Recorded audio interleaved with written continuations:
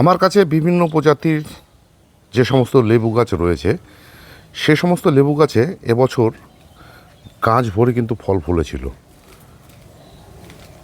এবং তার মধ্যে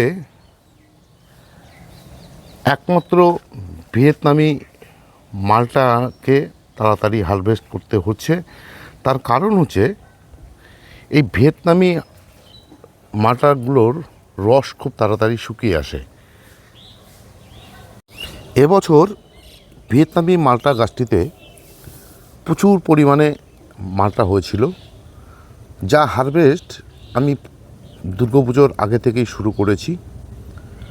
কিন্তু আজকেই একটি মালটা টেস্ট করে দেখলাম যে গাছে ফলের রস শুকিয়ে আসছে আস্তে আস্তে। সুতরাং আজকে সমস্ত যে মালটা বর্তমানে আমার গাছটিতে 8খানা মালটা রয়েছে, আর কিছুদিন গেলে এই সমস্ত ফলের থেকে কিন্তু আর রস পাবো না। তাই আমি এই গাছটির থেকে যে কয়টি ফল ঝুলেছিল, মানে টোটাল মোট 8খানা ফল ঝুলেছিল এই গাছটির মধ্যে, সমস্ত কিন্তু পেরে নিলাম এবং গাছটিকে পুন করে দিলাম, একদম ছেটে দিলাম সামনের সিজনের জন্য এই নতুন ডাল সহ কচি পাতা সহ গাছটিতে ফুল আসতে পারে।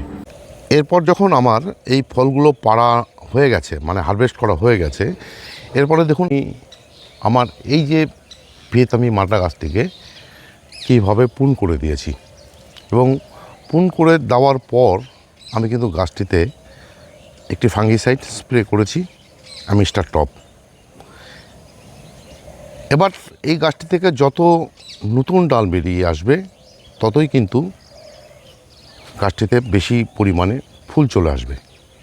এই ছিল আজকের ছোট্ট একটি ভিডিও।